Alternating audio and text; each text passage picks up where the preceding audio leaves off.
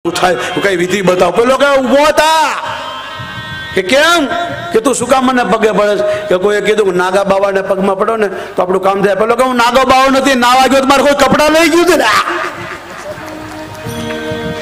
મારા કોઈ કપડા લઈ ગયું એટલે ભરું છું. આવા બાપુ નહીં. બાપુ કેવા? પ્રથમ ભગતિ રામ બોલ્યા સબરીને, પ્રથમ ભગતિ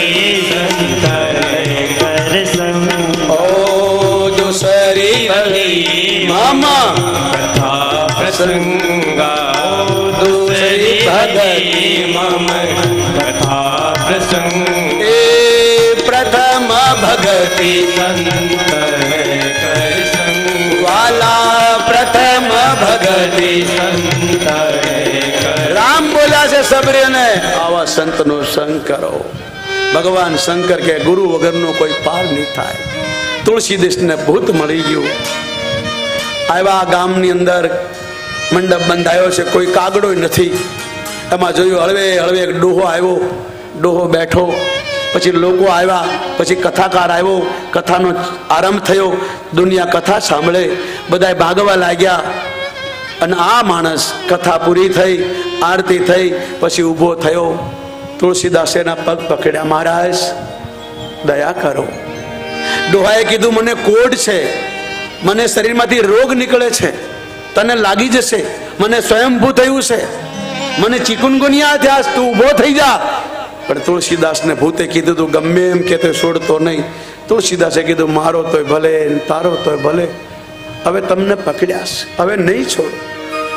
બહુ સમજાવવા ન છોડ્યા ત્યારે ડોહાના શરીરમાંથી જય શ્રી રામ કરી હનુમાનજી મહારાજ પ્રગટ થયા. બોલીએ હનુમાનજી મહારાજ કી. અને તુલસીદાસને લઈ ગયા ચિત્રકૂટમાં. હનુમાનજી રામજીના દર્શન કરાવ્યા, રામ લક્ષ્મણ જાનકીના દર્શન થયા. અને તુલસીદાસને કીધું આ રામાયણ લખો. રામાયણ લખાઈ ગઈ. પછી ભગવાને કીધું અયોધ્યામાં જઈ મારી જન્મભૂમિમાં જઈને, આજે રામનવમી છે, આજના દિવસથી કથાનો આરંભ થયો હતો અયોધ્યામાં. આપણે પણ ભાગશાળી છીએ કે આજે રામનવમીના દિવસે આપણે કથા સાંભળી રહ્યા છીએ. મારા બાપ એ તમારા આંગણે ગંગા આવી છે, નાઈ લેજો. ખબર નહીં અડધો તમે પોગશો કે નહીં, પણ ભગવાન શંકર બોલ્યા એ પાર્વતી જ્યાં રામ કથા હોય ત્યાં ગંગા આવી જાય. આ રામ કથા રૂપી ગંગા છે. આ શિવ બોલ્યા રામ કથા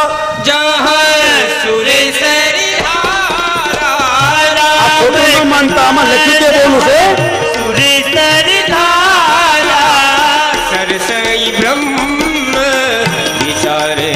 ગંગા આવી આપણા આંગણે બાપ. ઓ ધન્ય ધન્ય એ જગદંબા, ધન્ય ધન્ય ગિરી રાજકુમારી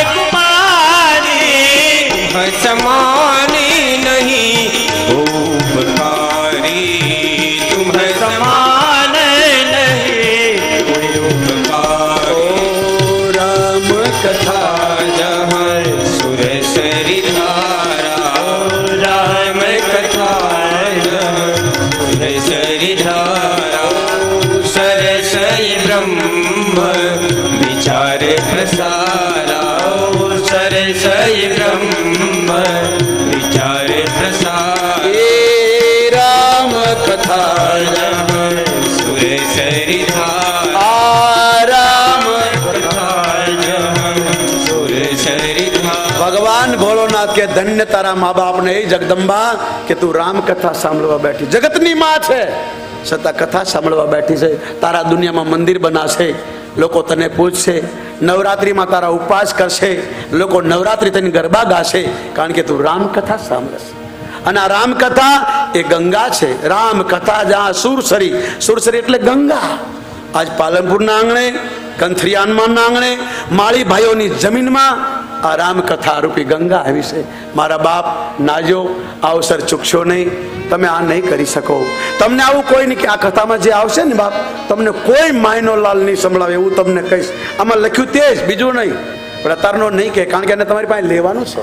મારે કાંઈ તમારી પાસે લેવાનું નથી. આ પ્રકાશભાઈએ રાજુભાઈએ બધા ભેગા થઈને બહુ ભેગું કર્યું. હવે મારે કાંઈ લેવાનું નથી, મારે તમને કથા સંભળાવવાની છે. અને ભાગશાળી હશે આ સાંભળશે બાપ, આ ગંગા છે, આ ભાગિયામાં ડૂબકી નહીં લગાવે. શંકર બોલતો હોય, મારો ન માનો તો કઈ નહીં, ભોળોનાથ કહે છે કે રામ કથા ગંગા છે. ધન્ય ધન્ય ગિરિરાજ, તારા બાપને ધન્યવાદ. એની માને નહીં. ગિરિરાજ એટલે હિમાલય, હિમાલયની દીકરી એટલે કુમારી માં પાર્વતી જગદંબા. ધન્ય ધન્ય ગિરિરાજ કો, ધન્ય તારા મા બાપને કે તું કથા સાંભળવા બેઠી છે. રામ કથા ગંગા છે. દેવી તારા સૌભાગ્ય 9 દિવસ છે. આ જોજે ક્યાંય જાતી નહીં, હુઈ જાતી નહીં. સુઈ ગઈ તો વળી તારે મરવું પડશે, બળવું પડશે. એકવાર હુઈ ગઈ જગદંબા તો એને બાપના યજ્ઞમાં બળવું પડ્યું. કથા સાંભળો રામાયણ. આ કથા અદભુત છે. આ માણા માટે છે, કૂતરા કાગડા માટે નહીં. પણ ધ્યાનથી સાંભળો તો પછી મને તો ન તો પેલા કબ્રસ્તાનમાંથી એક માણસ નીકળ્યો ને, તે પડી ગયો, ઠેસ લાગી તો પેલું કબરમાંથી જિન્નાત બહાર નીકળ્યો. માઇક માઇક કે તું કોણ છે? કે જિન્નાત. તું ક્યાં કરેગા? બોલે મેરે આકા તું બોલે કર દૂંગા. બોલે હું કહું એ કરીશ. બોલે હા તો એમ કર, અહીંથી અમેરિકા સુધીનો રોડ બનાય. બોલો કે ભાઈ આ ન બને. કેમ? કે ઊંચું નીચું, ક્યાં અમેરિકા ને ક્યાં પાલનપુર. બોલે કે આનો બોલ માગ મેરે આકા માગે. શું કરી દે તું? બોલે તું બીજું કંઈક માગ, આ રોડ તો બહુ લાંબો પડે ભાઈ. તો કે એક કામ કર, હું કહું એવું મારી ઘરવાળી કરે એવું કર દે. હું જેટલું બોલું એટલી મારી ઘરવાળી સાંભળે એવું કર. પેલો 15-20 મિનિટ મૂંગો રહ્યો, કઈ બોલ્યો જ નહીં. પછી બોલ્યો કે ભાઈ પેલો રોડ બનાવો છે સિંગલ કે ડબલ? કેમ? કે એ સસ્તું પડશે ભાઈ, આ નહીં મેળ ખાય. આ કથા નથી મારા બાપ. કથા એ છે તમને ને મને જગાડી દે. આપણી અંદર અવગુણ છે, આપણી અંદર દોષ છે, આપણે અત્યારે રાક્ષસ જેવું જીવન જીવીએ છીએ, માણા થઈએ. એટલા માટે રામ કથા છે, માનવ બનાવવાની કથા. આ 9 દિવસ માટે તમારા માટે, મારા માટે કોલેજ ખુલી છે. ધ્યાન દઈને સાંભળશો તો તમને 9 દિવસે શાંતિ મળશે, તમારું જીવન પલટાશે, તમારા ઘરનું વાતાવરણ પલટાશે. તમે કંઈક ભરાઈને ઊભા થશો. અત્યારે ખાલી છો, તમે ઘરમાં આવા હખણા બેહો, ટીવી હોય, વેવાણ હોય, હારો હોય, વો હોય, હે બા ઘી લાવો ના, આવું કરતી હોય તો તમે શાંતિથી બેહો નહીં. અને કેટલા શાંતિથી બેઠા છો. આમ ઘરમાં બેહો તમે, 2 જણી ભેગી થાય ને પેલીને શું થયું? કુવામાં પડી. પેલાને શું થયું? શેરમાં ઉઠી ગયો. આ સિવાય બીજું કાંઈ છે આપણી પાસે? અને અહીં કેવા શાંતિથી બેઠા. મારી વાણીને રોકી દઉં તો મને એમ લાગે કે આ મંડપમાં કોઈ નથી. આવા હકણા ઘરમાં બેહો, કેવા શાંતિ છે. તમે એવા રૂપાળા લોકો, મારી પાસે જલેબી નથી ને તમને લાગે તમારા મોઢામાં બબે જલેબી ઘૂસડા નાખી દઉં, આવા લાગો તમે કે તે મૂંગા તો બેહો. આવી કથા, આ રામ કથા તમને જગાડ. આ માનવ બનવાની કથા છે.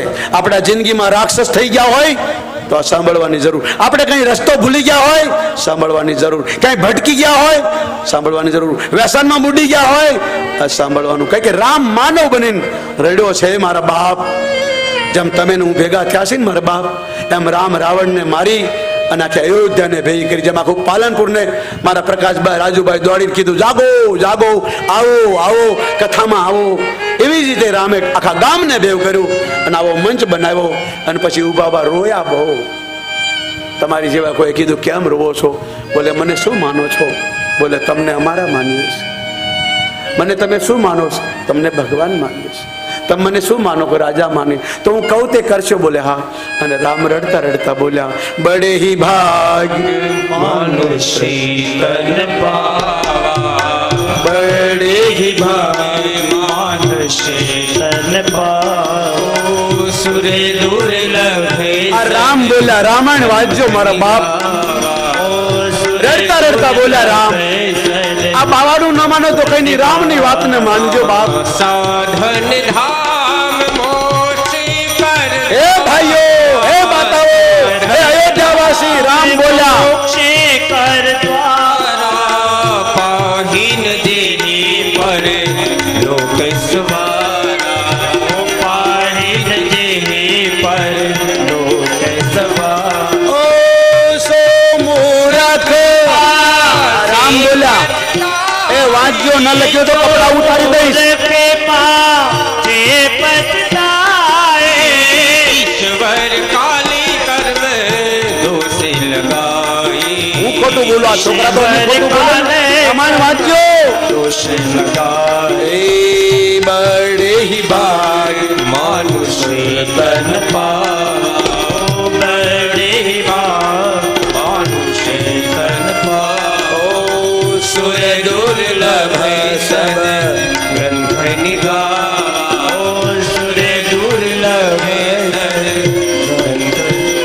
એ પાલનપુરના નગરવાસીઓ મારી જ્યાં કથા હોય ત્યાં લોકો માવા બાળું દારૂ માંસ છોડી દેશે બાપ મારી ખાલી સીડી સાંભળે તો હું વ્યસન પર બોલનારો સાધુ કથા તો તમે બધા જાણો છો ટીવીઓમાં કથાઓ 24 કલાક આવે છે એટલે આસ્થા સંસ્કાર વાળા એમ કહે છે તમે આવું બોલો અમે ન લઈએ કારણ કે આ અમારા પર કેસ થાય તમે આવું બોલો પણ સાચું તો કહેવું પડે આમાં લખ્યું તે બોલવું ને આમાં લખ્યું તે હું કહું છું બાપ વ્યસન છોડવા માટે સુધરવા માટે આ જન્મ મળ્યો ભગવાન રામ કહે છે બડે ભાગ્ય છે માનવ તન પાવા એ ભાઈઓ વારે વારે માનવનો જન્મ મળતો ને છેલ્લો જન્મ સુર દુર્લભ સુર એટલે દેવતાને દુર્લભ એવો તમને જન્મ મળ્યો અને આ સાધન સાધન એટલે ગાડી તમારી પાસે ગાડી તમે હાઈવે થી આવ્યા છો બહારથી આવ્યા છો આ ગાડી લઈને તમે યાત્રામાં જાઓ તમારા બાળકોને લઈને જાઓ જેમ તમારી આ ગાડી છે એમાં શરીર તમારું ગાડી સાધન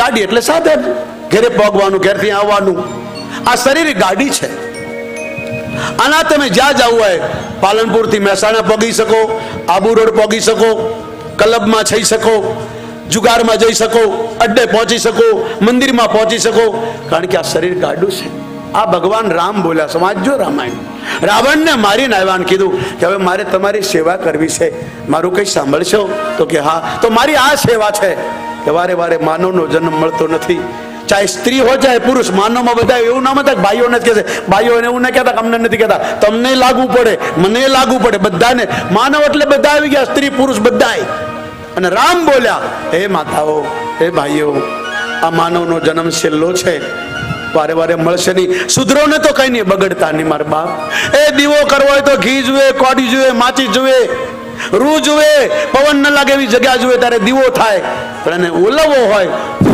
ફૂંક મારો ને ઓલાઈ જાય એમ તમારા ને મારા જન્મ કરોડો થઈ ગયા આ દીવો જેવું શરીર છે આને વ્યસનમાં ઉડાડીને બગાડતા નહીં બાપ આ સાધુ જ બોલી શકે બીજા તમને કથાકારો નહીં કહ્યા કારણ કે એવું બોલે તમે આપો નહીં અને બોલાવો નહીં હું જ્યાં કથા કરું વ્યસન પર બોલું લોકો છોડી દેશે એટલે બોલું છું લોકો મને પૂછે તમે આ સુધારવા નીકળ્યા મારે સુધારવાનું કામ નથી હું ના બગડું એટલે કથા કરું છું મારા બાપ મારે સુધારવાનું તમારી અને હા આમાંથી એકાદો કથામાં વિભીષણ જેવો ઉભો થઈ જશે સુગ્રી જેવો બે સુધરશે તો હું માનીશ કે મારા પાલનપુરનું કલ્યાણ થઈ ગયું બાપ અમને વિશ્વાસ છે અમને આશા છે કે આમાં કોઈક માયનો લાલ શુદ્ધો થશે અમને કોઈક અમારો હશે જાગશે જીવન સુધારશે એટલે કૃષ્ણ રડતા રડતા બોલ્યા અર્જુન અભિમાન છોડી કપટ છોડી સાધુના ચરણમાં જાજે અને પ્રણામ કરજે અકડ મારે તો નહીં ને તો બે મોત મરી જઈશ તું આ કૃષ્ણના વાક્યો ગીતા વાંચજો 4થો અધ્યાય 22મું પાનું 9મો શ્લોક મારી પાસે નથી તમે વાંચો આમાં લખ્યું છે બહુ રોયા કૃષ્ણ અર્જુન મારા ઘરથી ચિઠ્ઠી આવી છે છોકરાએ દારૂ પીધો સાધુએ સાહેબ તમારા કુળનો નાશ થશે મારે મરવું પડશે અને હું નહીં મરું ને તો કોઈ સાધુને માનશે નહીં હવે હું જાઉં અર્જુન મારે મરવાનું છે તારે જીવવાનું છે અર્જુને કીધું મને સાથે લઈ જાઓ પ્રભુ ભગવાને કીધું અર્જુન આ જગતમાં કોઈની સાથે કોઈ આવતું નથી આ જીવ એકલો જ આવે છે એકલો જ જન્મે છે એકલો જ મરે આ તો મેળો છે બાપ કોઈ 10 દિવસ કોઈ 15 દિવસ કોઈ 2 વર્ષ 5 વર્ષ 10 વર્ષ 25 50 આખીર મેં ગમે એટલા વાલા હશે એકબીજાને છોડીને જવું પડે કારણ કે આ મેળો છે આ પંખીડો મેળો છે બાપ 3 મહિનાથી મહેનત કરતા ભાઈઓ ત્યારે આપણે આ મેળામાં ભેગા થયા આ મંડળરૂપી ઝાડ ઉપર બધાય બેઠા છીએ 9 દિવસ પૂરા થશે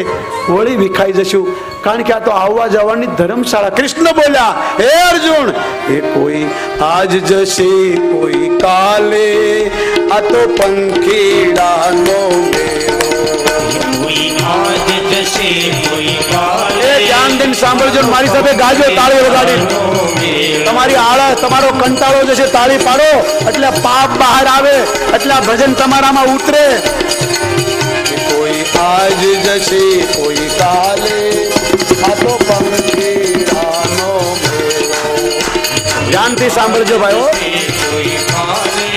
ભાસ્કર ભાઈ પંખીડાનો મેળો એ કોઈ આજ ગયો કોઈ કાલે આ તો પંખીડાનો મેળો કોઈ આજ ગયો કોઈ કાલે આ તો પંખીડાનો મેળો માટે પ્રભુને ભજો સાચા ભાવે આ તો પંખીડાનો મેળો માટે પ્રભુને ભજો સાચા ભાવે આ તો પંખીડાનો મેળો ભગવાન કૃષ્ણ અર્જુન ને કહે છે, રામ અયોધ્યા વાળા ને કહે છે, ના ગામ વાળા ને બધા સાંભળે છે ધ્યાનથી ભગવાન ની સામું જોઈ રહ્યા અને ભગવાન બોલ્યા કૃષ્ણ અર્જુન ને કે રામ અયોધ્યા વાળા ને કહે, હે અર્જુન આ ઘણા જન્મ ના પુને તમને જન્મ મળ્યો માનવનો આ ઘણા હે અર્જુન તમને જન્મ મળ્યો માનવનો હવે મળશે નહીં વારંવારે આ તો પંખીડાનો હવે મળશે નિવારંવારે આ તો પંખીડાનો મેળો તમને મળશે નહીં વારંવારે આ તો પંખીડાનો મેળો હવે મળશે નિવારંવારે આ તો પંખીડાનો મેળો એ કોઈ સાથે આવ્યો નહીં આવે સૌ સૌના રસ્તે જાવે કોઈ સાથે આવ્યો નહીં આવે સહુ સહુના રસ્તે જાવે જેમ વાદળા વિખરાય આ તો પંખી